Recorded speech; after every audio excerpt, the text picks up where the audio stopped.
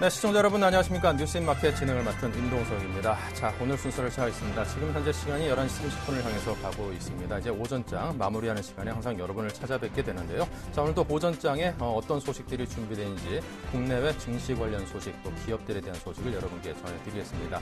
자, 먼저 시장을 지수를 통해서 살펴보도록 하겠습니다. 자, 먼저 해외 증시부터 살펴볼까요? 네, 먼저 미국 증시입니다. 자, 미국 증시 다우존스 지수가 소폭 빠졌고 나스닥과 S&P 500은 올랐습니다. 21일 FOMC 7월 회의로 공개를 앞두고 투자자들이 관망세를 보이면서 시장이 혼조세를 보이고 있는 듯합니다. 다우존스는 전날보다 7.75포인트가 내린 15,002.99에서 거래를 마쳤고요. 이에 따라서 다우지수는 올 들어 처음으로 5거래일 연속 하락하는 모습을 보였습니다. 반면에 S&P 500 지수 6.29포인트가 올랐고요. 나스닥 종합지수는 24.50포인트 상대적으로 많이 뛰었습니다. 0.68%가 오르면서 3,613선에서 마쳤습니다. 투자자들은 21일 나오게 되는 FOMC 최근 정례회의 의사록에 과연 어떤 내용이 담겼을지 촉각을 곤두세우고 있는데요. 양적 완화의 축소에 대해서는 기정사실화되고 있고요. 그 시점이나 규모에 대해서 상당히 촉각을 곤두세우는 모습입니다. 어느 정도 그 시점이나 규모에 대한 힌트를 이 의사록 공개에서 얻을 수 있지 않을까 그런 기대감을 갖고 있는 모습입니다. 현재로서는 9월 FOMC 회의에서 채권 매입 규모가 현행 850억 달러에서 650억 달러로 약 200억 불 정도 축소될 것이라는 전망이 우세한 상황입니다. 자, 그리고 신용평가사 무디스가요, 미국의 주 정부 신용 등급을 부정적에서 안정적으로 상향 조정한다는 발표를 했습니다. 시장에는 호재로 받아들여지겠죠. 경기가 개선됨에 따라서 세수 그리고 예비금이 늘었기 때문으로 분석되는데요. 미국의 주 정부에 대한 신용 등급 전망은 지난 5년 동안 고정적으로 유지되어 왔습니다. 50개 주 정부의 신용의 질이 대체적으로 높다면서 무디스는 30개 주의 신용 등급이 트리플 A나 A1 등급이라고 말했습니다. 무디스는 2013년에 많은 주들이 예상보다 양호한 세수 증가세를 보였다고 지적을 했고요. 주 정부는 또 예비금 또한 지난 2010년 회계연도 저점 수준보다 늘었다고 합니다. 연방정부의 예산 감축과 관련한 윤곽이 확실해짐에 따라서 미국의 경기 회복 속도를 둘러싼 불확실성도 함께 완화되는 추세라고 무디스는 평가했더군요. 자, 무디스는 다만 경기 회복세가 상당히 좀 변덕스러운 그런 모습을 보이고 있다면서 이 때문에 지방정부의 등급 전망은 그대로 부정적으로 유지한다고 밝혔습니다. 연방정부에서 적자를 감축하려는 노력을 펼치고 또 연금 출자에 따른 재정적 압박 등 여전히 주 정부의 안정적 등급 전망에 부정적 요인들은 여전하다는 평가입니다. 네, 계속해서 유럽 증시 살펴보겠습니다. 유럽 주요국 증시가 일제히 하락했습니다. 양적 완화 그리고 양적 완화의 축소와 신흥국 우려에 따른 하락 마감으로 보여지는데요. 자, 영국이 현재 0.19%가 하락을 했고요. 독일은 비교적 많이 빠졌습니다. 0.79%, 프랑스는 더하네요. 1.35%가 하락하면서 일자의 약세 흐름을 이어갔습니다. 역시 오는 20일로 예정된 FOMC 회의록 공개를 앞두고 양적 완화 축소 전망에 힘이 실린 영향 탓으로 분석이 되어집니다. 이와 더불어서 앞서 인도와 인도네시아 증시가 일제히 급락을 했었죠. 이에 따라 신흥국의 금융 위기에 대한 불안감이 커진 점도 글로벌 투심을 악화시킨 것으로 풀이가 됩니다. 시장 전문가들은 아시아 신흥시장에 자금 이탈이 나타나서 유럽 증시에서의 불안감도 커지는 상황이라고 평가를 했고요. 자, 인도네시아에서 다음 타겟은 말레이시아다 이런 얘기까지 돌고 보면은 투자 심리 자체가 상당히 흉흉하다 이렇게 볼 수 있겠습니다. 자, 그리고 볼프강 쇼이블레 독일 재무장관이 그리스에 대한 3차 구제 금융 지원이 필요하다 이런 언급을 해서 상당히 시중의 관심을 끌고 있습니다. 쇼이블레 장관은 그리스에게는 또 다른 구제 금융 프로그램이 필요할 것이라고 말했는데요. 그 이전에도 그리스에 대한 추가 구제 금융 지원에 대한 가능성을 시사한 적도 있었지만 이번처럼 분명하게 언급을 한 것은 최초라고 합니다. 특히 독일에서 현재 총선을 불과 5주 정도 앞둔 상황에서 독일 국민들이 해외 이런 국가들에 대한 지원을 상당히 달가워할 리가 없겠죠. 내 돈이 나가면서 다른 나라를 지원한다라고 하니까 이런 독일 국민들이 꺼리는 해외 지원에 대해서 총선 5주 전의 상황에서 언급을 했다는 게 다소 좀 의외로 받아들여지고 있다고 합니다. 하지만 또 쇼이블레 장관은 추가 구제 금융을 지원을 하더라도 그리스 부채에 대한 추가적인 손실 탕감은 없을 것이라고 재확인 확인했습니다. 이와 관련해서 독일 정부 관계자가 3차 구제금융 지원이 오는 2014년에서 2016년 중에 될 것이라고 이야기를 했고요. 그리스에 필요한 자금의 부족한 부분을 충당하는 데 그 초점을 맞출 것이라고 설명을 했습니다. 독일 중앙은행이죠. 분데스방크도 내부 보고서를 통해서 내년 초에는 그리스에 대한 추가 자금 지원이 필요할 것으로 전망했다고 합니다. 당시 언론에 공개된 이 보고서를 보면요. 그리스에 대한 기존 구제금융 프로그램과 관련된 리스크가 매우 높다 이렇게 지적을 했고 일단 오는 9월 독일에서 총선이 마무리되고 나면은 아마도 내년 초쯤에는 EU 국가들 간의 그리스에 대한 추가 자금 지원 방안에 대한 합의가 이뤄질 것으로 전망을 했습니다. 네, 조금 전에도 말씀드렸습니다만 그동안 수년간 세계 경제의 버팀목이 되어온 것은 아시아의 신흥국들이었습니다. 미국과 유럽이 워낙 경제 자체가 죽을 쓰고 있었지만 이런 신흥국들의 힘이 세계 증시를 또 세계 경제를 든든히 떠받쳐주는 받침목 역할을 해왔는데요. 자, 그런 신흥국 시장이 현재 크게 출렁거리고 있습니다. 특히 인도가 그 진원지로 꼽히고 있는데요. 인도의 루피화 환율이 20일 달러당 64.11 루피로 마감을 했는데 이 수치는 그 가치가 사상 최저치로 떨어진 정도라고 합니다. 인도네시아 역시 루피아화가 2009년 이후 가장 낮은 가치로 하락을 했고요. 브라질 헤알화도 5월 초 대비해서 15%나 폭락을 했습니다. 남아프리카 공화국 랜드화도 올 들어서 17%나 하락을 했고요. 말레이시아, 태국, 터키 등 20여 개국의 통화 가치가 일제히 급락을 했습니다. 수년간 이 8% 가까운 성장률 유지했던 인도가 올해 경제 성장률이 5% 아래로 떨어질 것으로 예상이 됐고요. 또 고질적인 부패, 정치 불안 등등 고질적인 인도병으로 꼽혀왔던 것도 역시 아킬레스건으로 작용을 하고 있습니다. 영국의 대표적인 일간지 가디언지는 인도가 IMF에 손을 벌릴 수밖에 없는 최악의 단계에 머물러 있다라고 평가를 했습니다. 자, 지금 뭐 태국 같은 경우도 굉장히 좀 어려움을 많이 겪고 있는데요. 태국의 가계부채도 그동안 지난 1년간 13% 정도가 늘었다고 하고요. 태국의 서민들은 자기 소득의 약 34%를 가계부채를 갚아나가는 데 쓸 정도로 현재 재정 상황이 좋지 않다고 합니다. 자, 계속해서 우리 시장을 살펴보겠습니다. 현재 코스피 보겠습니다. 네, 현재 코스피는 17.29포인트, 0.92%가 빠지면서 1870.56으로 약세장을 면치 못하고 있습니다. 동남아 외국인 자금 이탈 후에 1870선까지도 지금 현재 위협을 받고 있는 그런 모습인데요. 자, 지금 보겠습니다. 장 중반으로 갈수록 계속해서 낙폭이 커지고 있는 상황이기 때문에 장 후반에는 과연 어느 선까지 내려갈지 잘 모르겠습니다. 이러다가 1800선대 50선대까지 쭉 밀리는 그런 상황이 연출되지 않을까라는 우려감도 생기고요. 자, 그렇다면 수급적인 측면은 어떤지 함께 보겠습니다. 외국인과 기관이 모두 매도를 하고 있습니다. 물론 그 물량 자체는 49억과 200억에 못 미치는 둘이 합쳐봤자 250억이 안 되는 정도 수치이기 때문에 물량은 많지는 않습니다만 그만큼 시장에 대해서 상당히 관방세를 유지하면서 어느 정도 부정적으로 기울었다는 점에서 장 후반이라든가 내일장으로 갈수록 매도 물량이 늘어날 수 있는 가능성이 있기 때문에 장에 대해서는 상당히 좀 부정적인 전망을 염두에 둔 채 접근을 해야겠습니다. 자, 다음 코스닥 보겠습니다. 네, 코스닥 역시 2.26% 굉장히 많이 빠졌죠. 12.25포인트가 하락을 했고요. 단숨에 525.42선까지 밀려 있습니다. 장중 흐름을 보자면요. 역시 장 중반으로 와서 쭉 급락을 하고 있는 상황입니다. 장 상황이 워낙 만만치 않습니다. 자, 투자 주체별로 살펴보겠습니다. 외국인이 그나마 18억, 소폭이나마 순매수를 해주고 있는 게 위안이 되고요. 개인이 46억으로 홀로 외롭게 매수를 하고 있습니다. 하지만 물량 자체의 양이 워낙 적기 때문에 시장 자체는 굉장히 좀 움직이지 않고 있다. 이렇게 평가를 해볼 만하겠습니다. 네, 원달러 환율 살펴볼까요? 네, 1.6원 소폭 내렸습니다. 1119.2원에서 현재 움직이고 있습니다. 네, 시가총액 상위 종목들에 대해서 또 살펴보겠습니다. 네, 삼성전자가 0.39% 소폭 하락을 했습니다. 현대차 0.66% 상승을 해서 주야간 쪽 1, 2조가 모두 2시간씩 부분 파업을 하는 것에 대한 영향에서는 좀 자유로워진 모습입니다. 철강업종 상당히 요즘 들어서 호평을 받았는데요. 포스코 1.38% 하락을 했고요. 자, 기아차와 삼성생명 모두 1.9%에서 2%대 상승을 하고 있습니다. 자, 이건희 삼성전자 회장님께서 이 폐렴 증상으로 입원을 했다라는 그런 소식이 들려서 또 삼성전자에 투자 투자를 하고 있는 또 삼성그룹에 관심을 갖고 있는 투자자들이 괜한 염려를 지금 하고 있는 그런 상황이기도 한데요. 주말에 퇴원 예정이라고 합니다. 삼성 관계자에 따르면 이 회장이 최근 여름 감기가 좀 심해지면서 이 폐렴 증세가 가볍게 나타났기 때문에 일주일 전부터 입원 중이고 경과는 좋아서 이번 주말쯤이면 별일 없이 퇴원할 예정이라고 진화에 나서는 모습입니다. 이 때문에 오는 23일로 예정됐던 삼성의 신경영 20주년 기념만찬은 연기가 됐다고 합니다.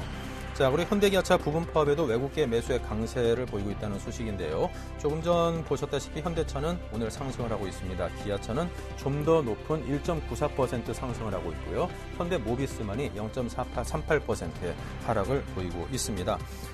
주야간 2시간씩 부분 파업에 들어간 현대차 노조는 22일 사측과 임단협을 재개하면서 회사의 성실 교섭을 촉구하는 의미로 정상 조업을 할 예정이라고 하는군요. 기아차 역시 이날 주야 2시간씩 부분 파업을 하기로 했는데요. 주간조는 오전 9시부터 2시간, 야간조는 오후 5시 40분부터 2시간씩 한다고 합니다. 하루빨리 좀 정상 조업으로 다시 돌아와 줬으면 하는 바람입니다. 자, 그리고 화학주 요즘 들어서 어느 정도 실적이 터닝되고 있다는 평가를 받고 있습니다. 하지만 오늘은 또 실적이 다시금 좀 안 좋아질 수 있다는 전망에 줄줄이 하락을 하고 있습니다. 롯데케미칼 빈정에 14만 원대까지 밀렸다가 17만 원, 18만 원대까지 기세 좋게 올랐는데요. 오늘은 5.77%나 하락을 하면서 다시금 17만 원대까지 밀렸고요. 금호석유도 기업의 정상화에 따른 기대감이 좀 있었습니다만 어느 정도 다시금 또 밀려나는 모습입니다. 전반적으로 화학업종 전체가 약세를 보이고 있는데요. 최근에 제품 스프레드가 둔화되기 시작하는 등 화학 제품 가격이 약세로 전환했다는 소식이 주가에 부정적인 영향을 미친 탓입니다. 자, 지금 보신 것처럼 LG화학도 3.24%가 하락을 하면서 26만 8,500원의 거래가 되고 있습니다. 그리고 금호석유 살펴볼까요? 조금 전에 보니까 5%가량 빠져 있었는데요. 5.06%, 4,800원이 내리면서 딱 9만 원 선을 위협을 받고 있습니다. 장중에는 89,300원까지 밀렸고요. 대우증권에서는 전반적으로 화학 제품의 가격이 약세로 전환됐다라면서 앞으로 공급 확대로 더욱더 둔화될 가능성이 높다고 내다보고 있습니다. 그리고 화학업계의 주가는 이미 이런 업황 개선을 반영하고 있기 때문에 업황 모멘텀 측면에서는 이미 정점을 지나고 있다는 평가입니다. 추가로 상승으로 돌아서기에는 그 힘 자체가 상당히 제한적이다라는 그런 분석입니다. 요즘 어려운 곳 하면은 또 증권업계를 꼽지 않을 수가 없죠. 증권업계 굉장히 어려워들 하고 있습니다. 자, 지금 이제 화학업계의 주가 다른 종목들도 쭉 보고 계시고요. 여전히 여타 기업들도 다들 어렵습니다. 삼성증권을 비롯해서 증권업계 전반적으로 1에서 2% 중후반대의 하락을 보이고 있습니다. SK증권, 대우증권, 현대증권, 동양증권 등등 모두 동반 하락하는 모습을 보이는데요. SK, 대우, 하나투자증권, 현대증권, 동양증권 등은 나란히 52주 신저가를 경신하는 불명예를 썼습니다. 증권주가 이처럼 시장에서 소외받고 있는 것은 아무래도 주식 거래 물량이 줄어든 탓에 거래 수수료 수입이 감소한 탓으로 보여집니다. 유가증권 시장의 일평균 거래 대금이 작년 같은 기간과 비교해서 무려 17% 가까이 줄어든 상황이라고 하는군요. 자, 이렇게 주식시장에서 돌파구를 찾지 못한 증권사들이 이 채권 투자 비중을 크게 늘렸었는데요. 이게 또 오히려 도구로 작용하는 상황입니다. 미국의 양적 완화 축소 가능성으로 시중금리가 계속 올라가면서 금리가 올라간다는 것은 채권 가격이 계속 떨어진다는 것을 의미하죠. 여기서 채권 투자 이익과 손실이 크게 이익은 줄고 손실은 늘어나는 양상입니다. 국내 증권사 한 임원에 따르면요, 채권 금리가 오르면서 이 증시가 박스권에 맴돌면서 이 30년 국채라든가 ELS 등 그동안 시장에 상당히 인기가 있었던 상품들의 수익률이라든가 판매량 등등이 모두 박스권에서 그냥 갇혀서 맴도는 그런 답답한 상황이라고 진단을 했습니다. 자, 다음은 STX 그룹주에 대해서 보겠습니다. STX 펜 오션에 대해서 2천억 원 추가 지원안에 따라서 동반 강세를 보이고 있습니다. STX 지주사로서 10.96% 상승을 했죠. 지주사에 대한 채권단의 지원이 결정되면서 어제부터 강세 흐름을 타고 있습니다.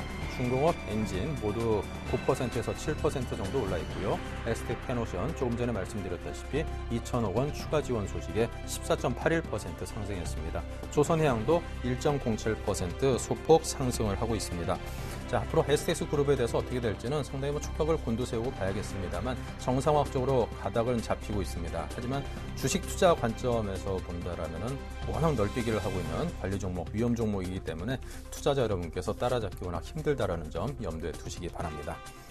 자, 그리고 남북로 가스관 관련주 박근혜 대통령의 러시아 방문 기대감에 강세를 띠고 있다는 소식인데요. 그 관련주들도 현재 상승 흐름을 타고 있습니다. 대동스틸을 제외한 전 종목이 지금 상승을 하고 있고요. 특히나 동양철관과 하이스틸의 상승폭이 상당히 큽니다. 현재 하이스틸이 전일보다 상당히 많이 오르면서 33,300원을 기록하고 있습니다. 1,700원이 올라 있군요.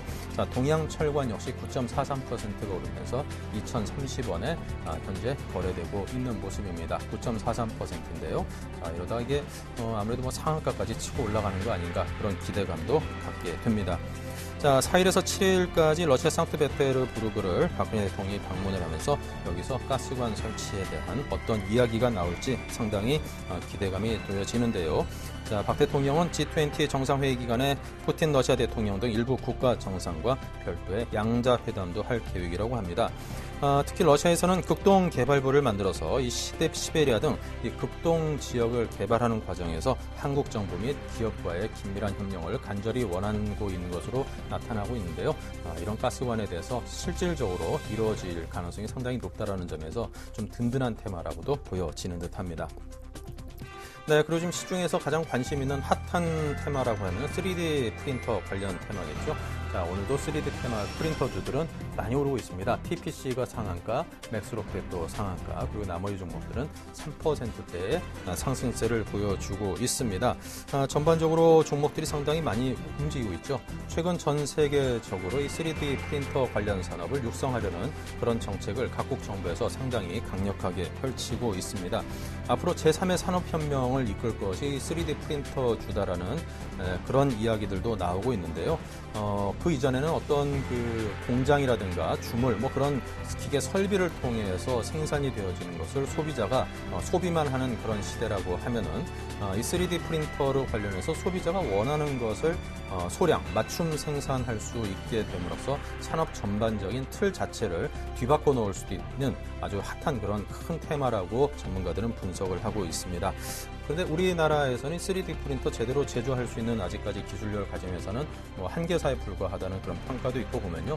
자, 이 3D 프린터 테마에 포함되어 있는 회사들이 과연 어느 정도의 기술력과 자금력 등등을 가지고 실질적으로 자생할 수 있는지에 대해서 투자자 여러분께서 한 회사 한 회사 꼼꼼히 살펴보고 투자에 접근하셔야 될 필요가 있어 보입니다. 자, 계속해서 오늘 장 특징주입니다. 금호산업, 재무구조 개선 기대감에 상승하고 있습니다. 현재 가격을 보면요. 6.82%나 올랐습니다. 18,800원에 금호산업 거래가 되고 있는데요. 재무구조 개선 및 경영 정상화를 위해서 채권단의 자녀 무담보 채권 및 아시아나항공 보유, 금호산업, 기업 어음 CP에 대한 유상증자를 검토 중이다. 이런 공시가 떴습니다. 구체적인 시행 여부나 시기 등은 아직까지는 확정이 안 돼 있는 상황인데요. 여러모로 좀 재무구조 등등이 개선이 되면 금호산업 그동안에 좀 어려웠던 부분이 상당 부분 해결되면서 정상화될 수 있는 그런 기대감이 있지 않나 하는 평가를 해봅니다. 자, 그리고 한라건설입니다. 관급공사의 입찰 제한 소식에 약세를 면치 못하고 있습니다. 7.34% 현재 빠졌습니다. 420원 내린 5,300원에 현재 거래가 되고 있습니다. 관급공사 입찰 참가 자격을 일정 기간 동안 제한을 받게 돼서 한라건설은 2,947억 원 규모의 관급 기관과의 거래가 중단됐다고 공시를 했죠. 내년 2월 27일까지 6개월 동안 거래가 중단되고요. 최근 매출액의 14.97% 규모라고 보니까 거의 15%에 따르는 규모의 관급공사에 대한 제한을 받게 된다라고 평가를 하면 되겠습니다. 자, 그리고 매각에 대한 기대감이 높았던 남강토건, 매각이 무산될 것 같다라는 우려감에 나흘째 하락을 면치 못하고 있습니다. 지분 매각 불발 우려에 오버행 이슈까지 겹쳤는데요. 대규모 매도 물량이 주가를 누르고 있습니다. 오늘도 역시 하한가까지 내려가면서 13,450원에 거래가 되고 있습니다. 남강도건 채권단이 기업구조 조정 과정에서 이 출자 전환한 지분을 공동 매각하기 위해서 주주협의회를 구성을 해야 하는데, 자, 이것을 지난 13일 최종 부결시켰습니다. 주채권은행인 우리은행이 다시 구성에 나설 예정이긴 합니다만 상황을 되돌리기는 어렵다는 게 업계의 전반적인 평가입니다. 보호예수 물량도 역시 주가에 악재로 작용을 하고 있습니다. 자, 다음은 쿠라우 홀딩스 관련된 소식입니다. 이틀째 약세를 보이고 있습니다. 3만 원 선 밑으로 하락을 하고 있는데요. 자, 1,900원이 빠진 6.14%의 하락입니다. 29,050원까지 현재 내려와 있군요. 자, 쿠라우 홀딩스를 외국인들이 한 9,000주 가량 순매도한 것으로 잠정 집계가 되고 있고요. 전일에도 쿠라우 홀딩스를 외국인 투자자들이 4만 4천 주 이상 순매도를 했습니다. 자, 쿠라우 홀딩스 어떤 사업에 대한 전망이라든가 여러 가지 기업 실적, 기업 가치에 대해서 외국인 투자자들이 그다지 긍정적으로 보고 있지 않은 점이 이 매도 물량에 나오는 원인이 아닌가 하면서 국내 투자자들도 함께 관심을 쏟고 있는 상황입니다. 자, 오늘 브리핑은 여기서 마치겠습니다. 감사합니다.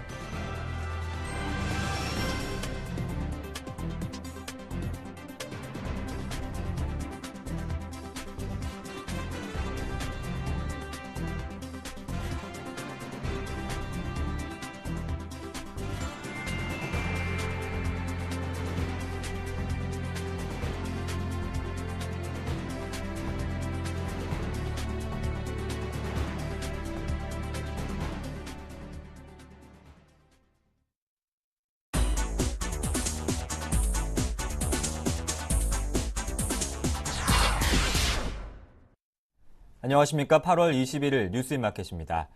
한국의 사회 갈등 수준이 OECD 27개국 중 두 번째로 심각하며 경제적 손실이 연간 최대 246조 원에 이른다는 연구 결과가 나왔습니다. 박준 삼성경제연구소 수석연구원은 2010년 한국의 사회 갈등 수준은 OECD 국가 중 종교 분쟁을 겪고 있는 터키에 이어 두 번째로 심각하다고 밝혔습니다. 삼성경제연구소가 2010년 각국의 민주주의 지수와 정부 효과성 지수, 진위계수 변수로 측정한 사회 갈등 지수가 한국은 0.72로 터키를 제외하면 가장 높았습니다. 박 연구원은 한국은 지역 간, 노사 간, 이념 간 갈등이 원만히 관리되지 못하고 물리적으로 표출되며 갈등의 목표도 비현실적인 경우가 많다고 지적했습니다. 상반기 지식재산 출원 건수가 20만 건을 돌파했습니다. 한국은행과 특허청에 따르면 지식재산 출원 건수는 올해 상반기 20만 5천 건으로 작년 같은 기간보다 5.9% 늘었습니다. 상반기 기준 지식재산 출원 건수는 2008년부터 2010년까지 내리막길을 걸었다가 2011년 반등한 뒤 올해 상반기에 20만 건을 돌파해 3년째 증가세를 이어갔습니다. 특허 출원을 가장 많이 한 기업은 삼성전자로 3,500건이었으며 LG전자, LG화학 순이었습니다. 금융감독당국은 인도와 인도네시아 등 동남아시아 국가에 대한 위기설이 확산되자 시장 모니터링 강도를 높이고 있습니다. 금융감독당국은 과도한 단기 외환 차입을 자제하도록 금융사에 대해 권고에 나설 방침입니다. 금감원은 국내 금융사의 외환 차입 동향 점검을 강화하는 한편 증권사 등 금융사를 대상으로 미국 양적 완화에 따른 위기 대응 능력 평가를 지속적으로 실시해 위험 요인을 사전에 막기로 했습니다. 보험사와 증권사를 대상으로 스트레스 테스트를 실시해 문제가 발견된 부분에 대해 부실 충당금을 메우도록 하는 등 위기에 대비한 조치도 하고 있습니다. 내년부터 사립대가 기타 적립금을 쌓으려면 적립 목적을 밝히도록 법제화돼 사립대의 무분별한 적립금 적립 관행에 제동이 걸릴 것으로 보입니다. 교육부는 사립학교의 재무회계의 투명성을 높이기 위해 사립학교법 개정안을 입법 예고합니다. 기타 적립금의 명칭을 특정 적립금으로 바꾸고 특정 적립금으로 적립하려면 학생 취업 장려기금, 산학협동 촉진기금 등 구체적으로 그 목적을 지정해 적립하도록 했습니다. 2011 회계연도 기준으로 사립대 누적 적립금은 7조 9천억 원 가운데 기타 적립금이 2조 3천억 원으로 건축 적립금 다음으로 가장 많습니다. 이어서 기업 뉴스를 전해드립니다. 올해 2, 4분기 국내 휴대전화 시장에서 외국 제품의 점유율이 5%에 불과한 것으로 나타났습니다. 판매량 기준 애플의 한국 시장 점유율은 3.6%였으며 기타 외산 제품의 판매량은 전체 1.4%에 그쳤습니다. 애플의 국내 시장 점유율은 아이폰 5 출시 직후인 작년 4분기 8.5%에서 올해 1분기 6.2%, 2분기 3.6%까지 떨어졌습니다. 10대 그룹 상장 기업들의 연구개발 투자가 올해 크게 늘어났습니다. 올해 반기 보고서를 제출한 10대 그룹 소속 45개 상장사의 상반기 연구개발비는 총 13조 원으로 작년 같은 기간 11조 1천억 원보다 19.7%나 급증했습니다. 증가폭이 가장 큰 기업은 삼성전자였으며 삼성전자는 올해 상반기에 작년보다 1조 2천억 원 많은 7조 500억 원을 연구개발비로 썼습니다. LG U+의 클라우드 게임 서비스인 C게임즈가 LG전자의 시네마 3D 스마트 TV에 기본 탑재됩니다. LG U+와 LG전자는 C게임즈를 시네마 3D 스마트 TV의 애플리케이션 장터인 스마트 월드에서 제공한다고 밝혔습니다. 시네마 3D 스마트 TV 이용자들은 별도의 콘솔 게임기나 게임 타이틀을 구매하지 않고도 C게임즈가 제공하는 30여 종의 HD급 클라우드 게임을 즐길 수 있게 됐습니다. 하이트진로가 건강 기능성 음료인 이다 화이버 콜라와 이다 맑고 진한 홍삼수를 출시했습니다. 하이트진로는 이 제품을 시작으로 이다 브랜드를 사용한 건강 기능성 음료 제품을 내놓을 계획입니다. 브랜드 이다는 이롭고 다채롭게 몸과 마음을 다스린다는 생활건강 음료라는 뜻입니다. 8월 21일 뉴스인마켓이었습니다. 고맙습니다.